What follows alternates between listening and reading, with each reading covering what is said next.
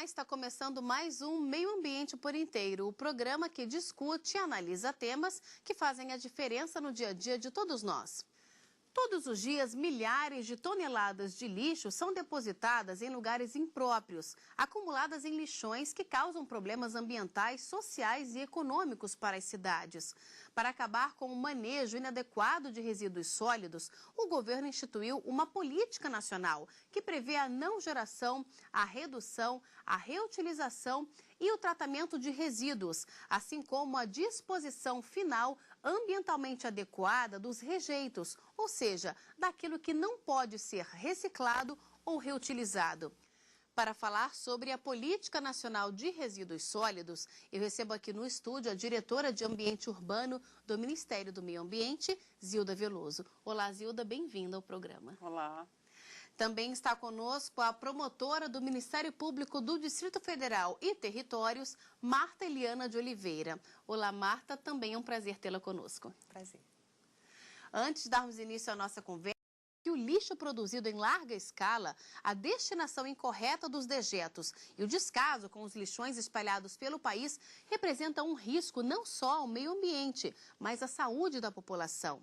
Diante desse cenário, o que vem sendo feito para amenizar os problemas causados pelo descarte ilegal de resíduos sólidos?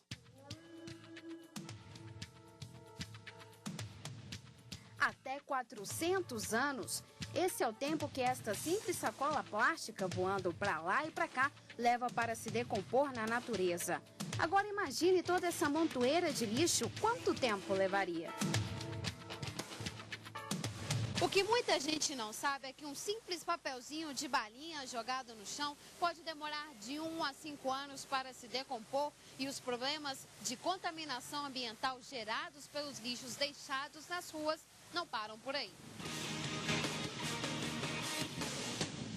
Para chegar até aqui, toda essa sujeira percorre um longo caminho.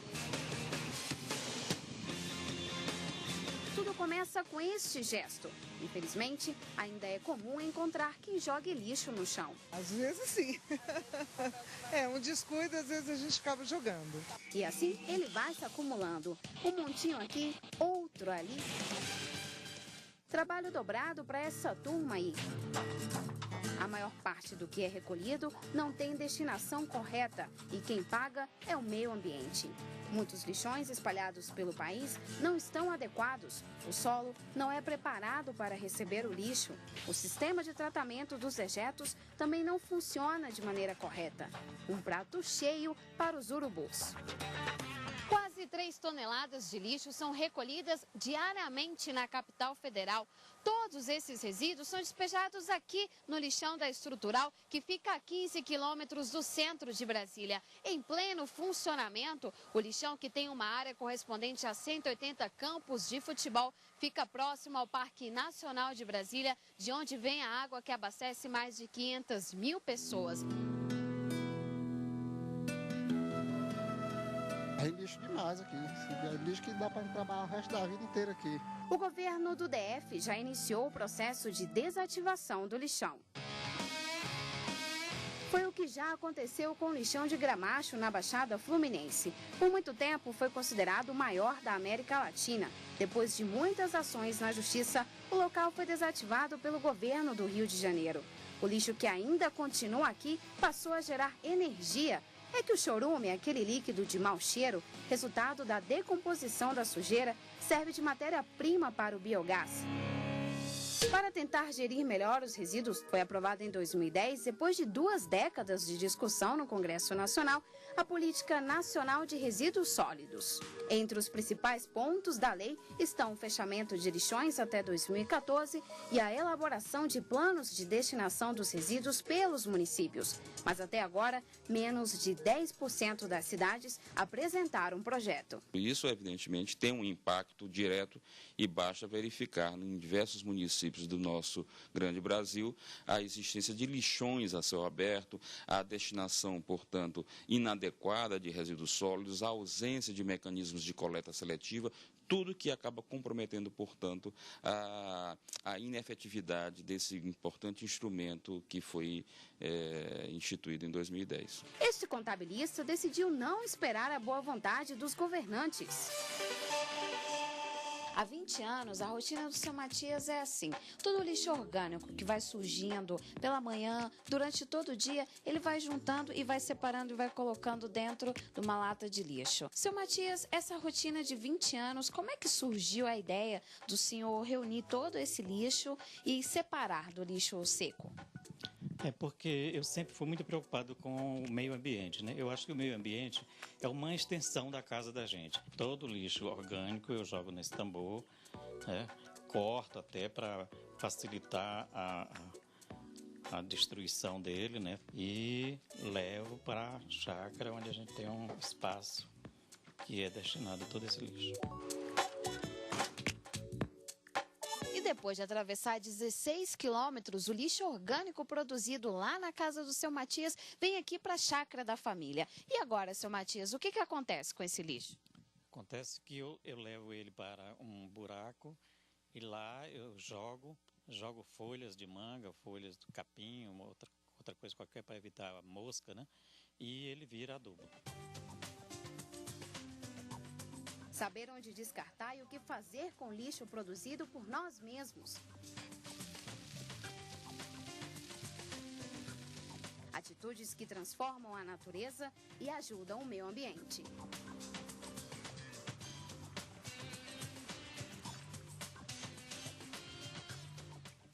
Zilda, a Política Nacional de Resíduos Sólidos vai acabar com esse problema todo dessa destinação incorreta do lixo? Bom, a política é uma política que demorou aí mais de 20 anos para ser negociada no Congresso Nacional. Finalmente foi aprovada em 2010. Ela tem uma forte conotação ambiental, né? Ela traz regras de proteção ao meio ambiente, de evitar a contaminação ambiental. E ela pode, desde que tenhamos a oportunidade de fazer tudo que está previsto nela, contribuir para a redução do impacto que hoje os resíduos causam no meio ambiente. Você acredita que essa promessa de que os lixões devem ser todos fechados até 2014, ela é possível de ser cumprida? É um prazo muito audacioso. Eu diria que nós temos enfrentado algumas dificuldades de cumpri-la, mas estamos trabalhando firmemente para que ela possa ser cumprida. Não se trata de simplesmente uma regra que está na política, mas é uma questão de preservação ambiental, de evitar que os lixões que aí estão hoje continuem gerando poluição desmedidamente pelo país afora. Marta, esse exemplo que nós vimos do seu Matias, não é? É o que todos nós deveríamos implementar no nosso dia a dia, porque isso ajudaria a Política Nacional de Resíduos Sólidos a chegar finalmente ao seu objetivo, que seria acabar com os lixões, não é? A situação do Matias é típica do consumidor, né? Da pessoa que produz lixo domiciliar. Então, as pessoas na sua casa sempre podem tomar medida de separar o lixo seco do molhado. Alguns lugares aqui no Distrito Federal, por exemplo, existe já uma coleta seletiva, embora incipiente, mas já existe. E, de qualquer forma, a separação ajuda o trabalho dos catadores. Além disso, nós podemos contribuir como cidadãos também levando produtos para ser devolvido ao fabricante. Depois do ciclo de vida útil para o consumidor, ele deve ser devolvido para reutilização ou para destinação final adequada para o fabricante. A gente viu na matéria que poucas cidades apresentaram esses planos para a destinação correta de resíduos sólidos. Como é que o governo vem acompanhando tudo isso? Os planos são outra inovação da lei. Ela fala em planos de gestão integrada de resíduos pelos municípios, na possibilidade dos consórcios de municípios terem soluções integradas para os seus resíduos, planos estaduais e plano nacional. O prazo da lei havia para o Plano Nacional, ele foi concluído. Hoje, para os municípios financiarem os seus equipamentos, ou seja, fazer a substituição do lixão pelo aterro e de outros equipamentos necessários para apoiar a coleta seletiva, eles, se precisarem de recursos federais, recursos financeiros federais, vão ter que ter o plano. Então, o plano é o ponto de partida para todas as ações. E o plano é muito importante. Ele não só materializa o que aquela prefeitura quer fazer para resolver o seu problema do lixo, como ele traz também viabilidades econômica e financeira, de manutenção de determinada proposta de tratamento. Nós temos um número muito ingrato. O governo federal, nos últimos 20 anos, apoiou a construção de mais de 900 aterros sanitários pelo país afora. Mais do que isso até, mas aproximadamente 900 aterros sanitários voltaram a ser lixões. Então, a avaliação que a gente faz hoje no governo federal é de que esse número ruim foi gerado por falta de despreparo dos governos locais em assumir a proposta de tratamento que levou à construção daquele equipamento, daquela obra, e também por falta de recursos técnicos para poder manter, porque a finalidade não é só retirar o lixão e construir um aterro, mas sim promover o gerenciamento adequado. Como a doutora Marta mesmo falou, que envolve a sociedade inteira, desde o consumidor até o serviço público. Nós vamos continuar com a nossa conversa, mas antes vamos para um breve intervalo e daqui a pouco estamos de volta com mais Meio Ambiente por Inteiro. Não saia daí.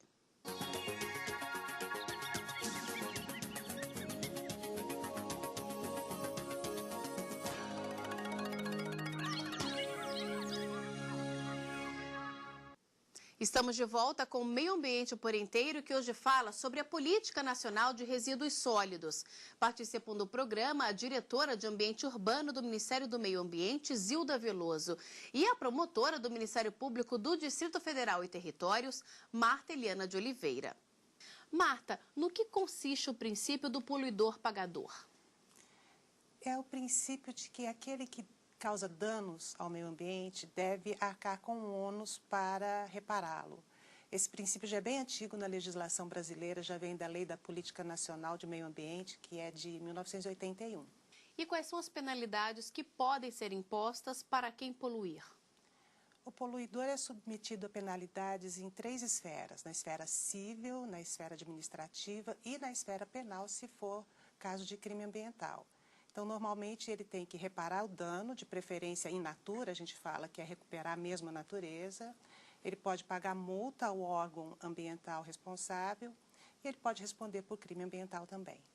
Mas eu acho que uma inovação importante que a Lei da Política Nacional de Resíduos Sólidos trouxe foi o princípio que se contrapõe a esse, que é o princípio do preservador-recebedor, que é muito bem-vindo, né, na nossa legislação, que é justamente a pessoa que adota boas práticas, ela pode receber financiamentos ou incentivos, ou mesmo dinheiro, pelos serviços ambientais que ela presta.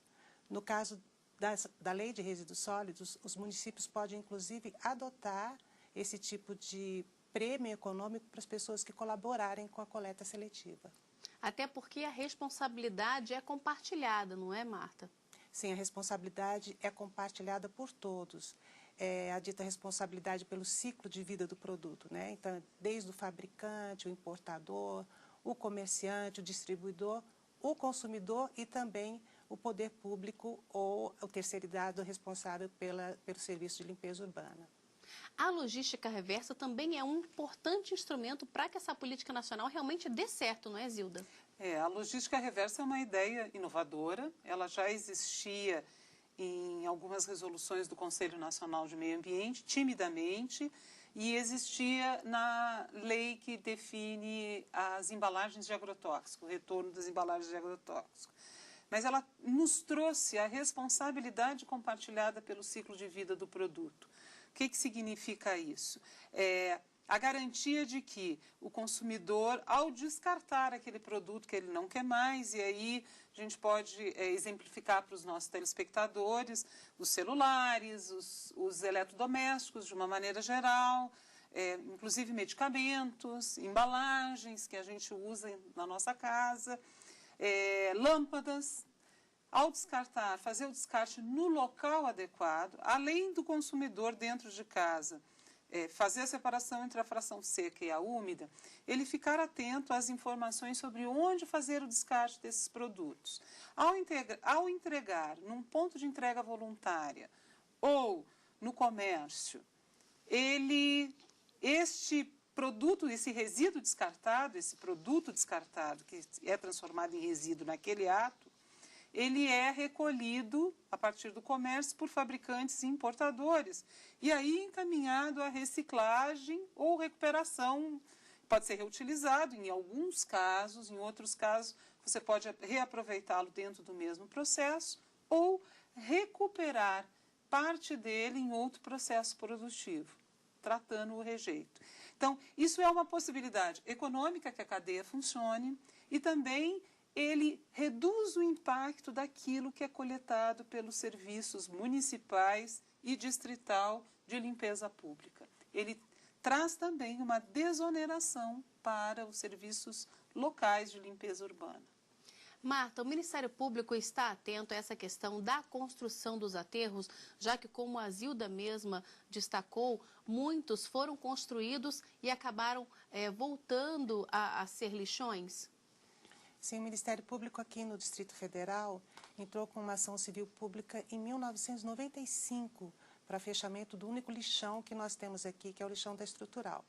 Naquela época ele já estava esgotado, ele fica encostado no Parque Nacional de Brasília, onde é captada água para a população do Distrito Federal, de Brasília em especial. E nós ganhamos essa ação transitou em julgado em 2007, determinando o fechamento do lixão, a remediação da área e que todo resíduo sólido fosse, então, encaminhado para um aterro sanitário. Só que o poder público não construiu esse aterro sanitário ainda, o lixão não pôde ser fechado e nós estamos nessa situação ainda de sem poder executar de fato essa ação.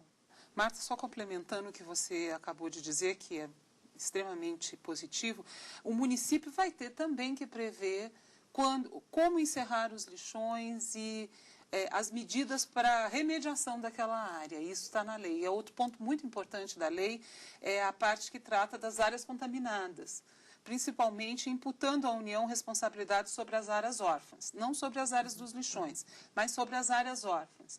Isso é uma coisa inovadora, né? E traz junto aquela nossa preocupação com os resíduos perigosos, os resíduos que estão aí contaminando. O caso de Brasília é muito emblemático, porque está colado ao Parque Nacional de Brasília, que é fonte de abastecimento de água, que é uma área de preservação extremamente importante para o bioma cerrado. E a preocupação nossa com a política é também a recuperação dessa área até devolvê-la para um uso futuro. Zilda, o que seriam essas áreas órfãs? As áreas órfãs, áreas contaminadas órfãs, são áreas onde não se conhece o gerador da poluição, ou o gerador existe e ele é uma empresa que faliu, que desapareceu do mercado de alguma forma, e aquele veio de contaminação permanece no meio ambiente causando um problema. Então, é uma preocupação grande da política nesse aspecto de fazer realmente essa parada da poluição em função de... Nós temos casos, Brasil afora, de empresas que faliram e deixaram o seu passivo, como a gente chama, contaminando o meio ambiente, os cursos d'água, o ar. E hoje existe a obrigatoriedade de a União, ou os estados, ou os municípios, promoverem a remediação, que é o termo técnico para isso, daquela área, e buscar os responsáveis para cobrar aquilo que os órgãos de governo fizeram para descontaminar aquela área. Marta, você acredita que a construção desses aterros vai resolver o problema da destinação incorreta de resíduos ou é apenas uma parte cada particular tem sim que fazer o seu próprio gerenciamento de resíduos sólidos? Olha, a construção de aterros é um passo muito importante para a gestão dos resíduos sólidos, mas deve ser feito com muito cuidado, porque, como já foi dito pela Zilda, alguns aterros acabam se transformando em lixões. Então, o que é necessário fazer realmente é uma gestão integrada para que não vá para o aterro o resíduo que pode ser reciclado, que ele seja recebido pelos catadores em centros de triagem, onde os catadores possam trabalhar e ser inseridos economicamente nesse sistema, e um gerenciamento assim, em que o particular seja responsável também. Por exemplo, os planos de gestão, a que a doutora Zilda se referiu, devem ser feitos também por empresas de construção civil, empresas que lidam com produtos perigosos e várias outras empresas, resíduos de saúde, por exemplo. Então, precisa funcionar toda a gestão como um todo bem azeitado para que esse aterro não acabe virando um lixão novamente. Zilda, a Marta tocou num ponto importante com relação aos catadores. O governo tem algum projeto para que esses catadores não percam sua fonte de renda? Sim, é um projeto que a gente chama de inclusão social dos catadores.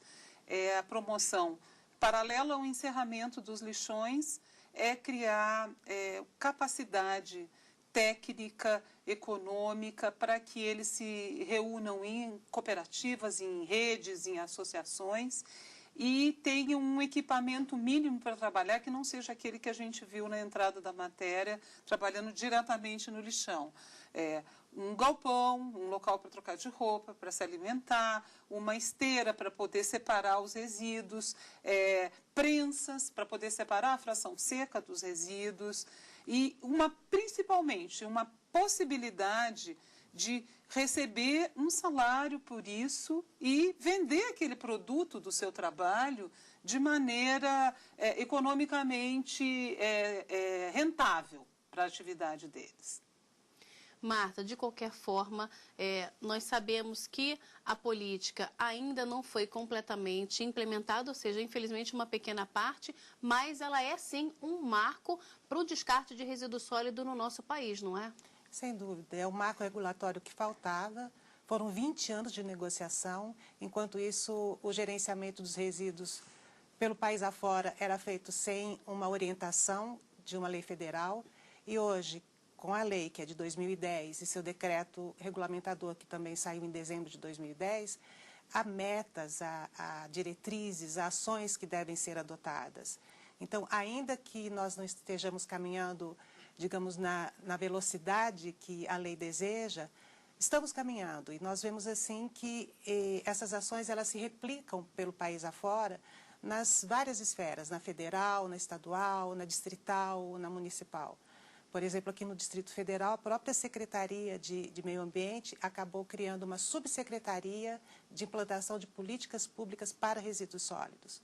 Nós teremos esse ano uma conferência de meio ambiente, que é do Ministério do Meio Ambiente, a 4ª, e o tema é resíduos sólidos. Então, esse tema está na pauta do dia em vários setores, e a própria sociedade já começa a se mobilizar também para participar.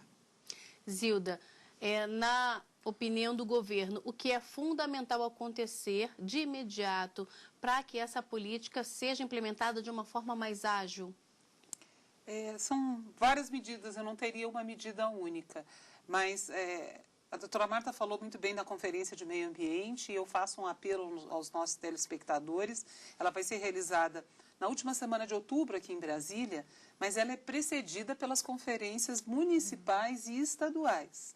Então, assim, busque se informar no seu estado sobre a data de realização da conferência estadual ou das conferências locais, alguns municípios estão promovendo, porque essas questões relacionadas à implementação da política estarão lá sendo discutidas e nós vamos gostar muito de ouvir as sugestões para a implementação de pontos que ainda não foram tocados. Mas é uma política que nos pareceu muito completa, ela tem o grande desafio de poder agregar as 3 instâncias de governo, municipal, estadual e federal, e dentro da própria política, o cidadão também tem um papel muito importante. na separação. Eu costumo dizer que se o consumidor não fizer a separação e o descarte adequado, nada vai funcionar. Então, assim, o papel do cidadão, do consumidor, é importantíssimo para a implementação da política. Muito obrigada pela presença de vocês aqui no nosso programa. Nós é que agradecemos.